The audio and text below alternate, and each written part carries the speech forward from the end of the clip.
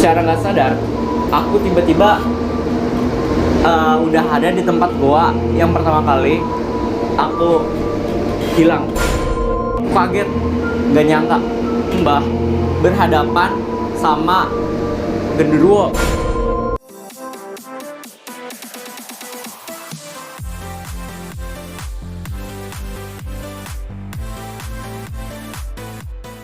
Hai, jangan lupa klik like and share dan juga subscribe.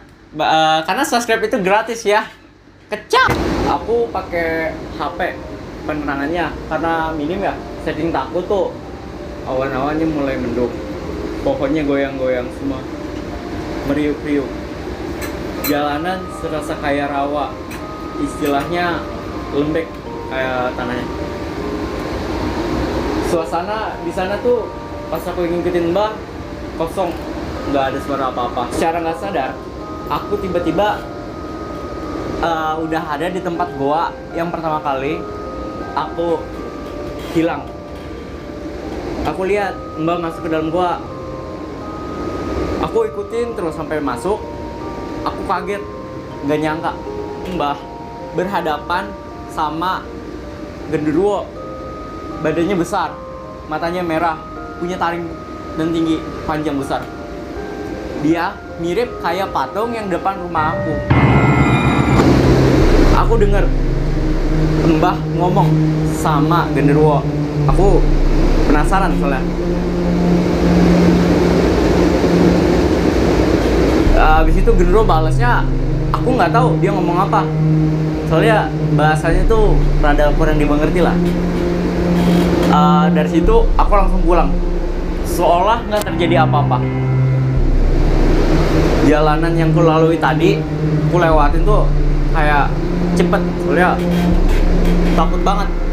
Apalagi ini Mbah berurusan sama genderuwo, bayangin. Pas aku di rumah, tiba-tiba ada suara, pintu kebuka. Bener aja Mbah pulang. Aku langsung ke kamar, pura-pura tidur. Nah, pas besoknya aku tuh cerita semuanya ke Mas Soehardo.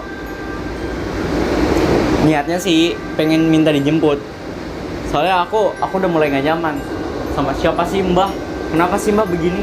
Aku tuh udah gak expect banget sama si Mbah. Aku ninggalin sedikit surat buat si Mas. Jadi situ aku ceritain kenapa Mbah bisa begitu. Nah, pas Mas Soehardo datang, aku pas Masnya pulang nih. Pas Mas Soehardo ke rumah, aku tuh suruh tunggu dia di kamar. Nah, pas aku balik, kan aku pergi ke warung buat beli makanan buat si Mas biar makan. Nah, dia makan tuh pas di rumah. Aku pulang, ada Mbah. Pas pulang, aku kan mandi dulu. Otomatis aku nggak tahu tuh apa yang terjadi di luar. Nah, si Mas Soehardo itu tiba-tiba hilang. Mbah ngomong sih kayak temenmu pulang. Nah, aku heran dong. Aku cek di kamar. Nih Mas masih ada barang, semuanya lah, tempat-tempatnya barang-barang yang dia punya. Aku langsung cek apa yang Mbah pikir, yang Mbah ngomong di gua bahwa ada tumbal. Aku masuk ke dalam gua, pergi tanpa pengetahuan Mbah. Itu pas aku lihat goanya berkabut, banyak banget berkabutnya. Sampai aku langsung masuk, terus bingung. Kanan kiri tuh udah beda alam, beda tempat. Jadi pas aku masuk, itu kayak udah hutan, bukan di dalam goa. It's amazing. Ya. Aku lihat Mas di dekat sungai dalam hutan. Itu aku ngomong, Mas, kamu ditumbalin Mas, bangun Mas. Kok bisa? Si Mas langsung nggak pikir panjang, langsung kami pengen keluar, tapi ada genderuwo, dia ngehalangin kita. Jadi waktu aku pengen pergi, genderuwo itu nusuk kaki aku pakai cakarnya. Bolong kaki kanan. Pas bayangin ya, cakar genderuwo itu besarnya ya bisa dibilang big size. Ya kalau kena kaki ya itu udah pasti bolong lah. Terus tiba-tiba Mas Soehardo nih bangkit, langsung sadar betul gitu, dia ngeluarin sesuatu dari badannya. Ini aku nggak tahu dia ngeluarin apaan, bingung. Mas Soehardo ternyata dia adalah keturunannya punya kekuatan dalam, kekuatan sakti yang bisa menghalau makhluk halus. Mas Soehardo sebenarnya itu adalah di dalam tubuhnya punya senjata. Jadi semacam golok lah istilah dibilang ya. Mereka tuh saling berantem. Untungnya Mas Soehardo tuh kena luka cakar doang dikit. Kami bisa kabur dari sana. Nah pas di luar dari goa itu tuh kita langsung pindah alam lagi. Jadi dari yang awalnya hutan, tiba-tiba balik lagi ke tempat goa yang banyak kabut kanan kirinya. Nah pas aku kesakitan kan, aku dari tadi tuh teriak-teriak sakit karena berlubang. Itu banyak banget ya, kayak aku tuh panik. Jadi si Mas itu langsung mau motong kaki aku sampai jadi kebelah dua gitu. Jadi aku tuh diamputasi, terus kakiku tuh dikasih air, habis itu dilipat pakai baju dia, jadi diperban.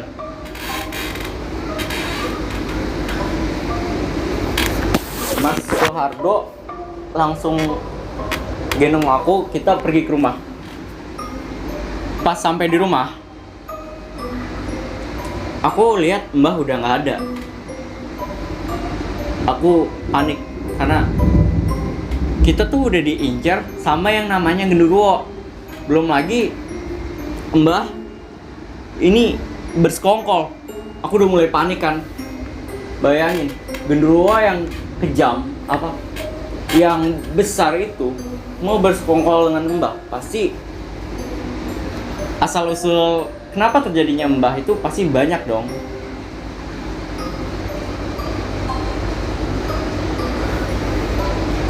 Mbah. Nah, pas aku di dalam rumah, itu aku langsung kunci pintu supaya nggak ada yang masuk, sama aku tuh perbanin ngobatin Mas Soehardo yang lagi sakit. Mas Soehardo abis itu langsung nyuruh beres-beres. Kita tuh beres-beres, siapin pakaian.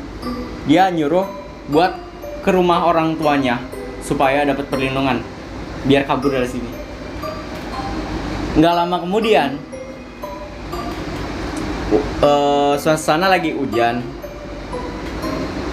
banyak petir. Nah Mbah tuh tiba-tiba di depan pintu bikin merinding. Mbah tatapannya kosong. Nah Mbah nih suaranya udah lesu, udah kayak bukan manusia. Mungkin aku bilangnya Mbah udah jadi tumbal pengganti buat Mas Soehardo karena Mbah gagal. Aku mulai takut ya, karena Mbah yang aku kenal itu bukan sebenarnya Mbah yang menyayangiku selama ini. Jadi yang di depan itu bukan Mbah yang aku kenal. Aku tahu kenapa Mbah suka Aku tahu kenapa Mbah jadi begini. Begini tuh karena kakek udah nggak ada. Jadi Mbah udah nggak waras. Aku berencana buat ninggalin dia, buat balik ke tempatnya Mas Soehardo, ke kampungnya, ke rumahnya. Nggak sekian lama Mbah hilang. Mas, gimana nih? Mbah nggak ada di depan pintu. Kita ngapain? Kata Mas, kita langsung kabur aja. Terobos. Takutnya Mbah lewat pintu belakang. Soalnya biasanya pintu belakang nggak dikunci. Pas kita buka pintu langsung kabur, tangan Mas Soehardo dicangkul sama Mbah sampai nusuk. Untungnya nggak kena nadi. Untung nggak kena nadi ya. Mbah itu kayak udah gila. Terus Mas nendang Mbah karena dia udah kesakitan gitu. Mbah udah jadi nggak waras. Buat kabur, kami tuh berdua udah naik motor nggak nyala. Mas Waru udah starter terus berkali-kali. Mbah udah deket sama kita, motornya baru hidup. Mas Soehardo langsung ngegas waktu kita udah depan mata face to face sama Mbah. Muka Mbah tuh udah polos banget, kayak dirasukin diganti jiwanya sama makhluk halus. Kami tinggalin Mbah di situ. Aku sih sebenarnya sedih ngeliat Mbah yang udah tua sendiri, apalagi kakek udah nggak ada. Perasaannya tuh campur aduk. Mbah kayak pengen ketemu lagi sama sama suaminya. Beliau emang mungut aku, tapi memang bukan orang tua aku, tapi ya bikin aku punya rasa sayang yang besar kepada beliau. Mbak Putri, kami tinggal di rumahnya. Aku nggak tahu itu Mbak Putri udah diganti sama yang baru, sama genderuwo atau buat tumbal. Tapi ya at least aku udah pergi dari rumahku dan pindah ke rumahnya Mas Soehardo yang ada di Jakarta. Tamat. Intinya jangan sampai kita berubah dari baik ke jahat, atau bagaimana nggak bisa mengikhlaskan seseorang. Kita harus saling mengikhlaskan juga. Jangan lupa tabah dan menjauhi syirik-syirik atau sesat-sesatnya itu. Untuk dukung Bang Apip ya, untuk lebih maju lagi. Jangan lupa untuk mendoakan kami untuk menjadi yang baik, lebih baik lagi dalam membuat konten. Karena kami ingin menjadikan channel YouTube ini lebih berkembang sampai ya kalau bisa sih bermanfaat. Kalau mau subscribernya maunya kayak gimana nih? Mio Aok, Deddy Corbuzier, atau Pudidi? Om Deddy. Karena orangnya maunya Om Deddy, ya udah Om Deddy aja. Ya, semoga Om Deddy mendengarkan ini. Tolong Om Deddy, tolong Om Deddy, tolong bantu kami. Tolong dukung channel ini agar bermanfaat bagi tim RB Series dan anggota-anggotanya. Jika leader kesalahan video dalam pengucapan atau kurangnya dalam segala hal aspek, tolong maafkan kami. Dan kami menerima semua kritikan, tapi kami tidak menerima hal-hal negatif yang berbau apapun, pornografi kah, atau diskriminasi, sarkasme, dan juga yang lain. Dan juga jangan toxic ya. Karena kami tuh channelnya friendly. Saya Adit sebagai host. See you next time.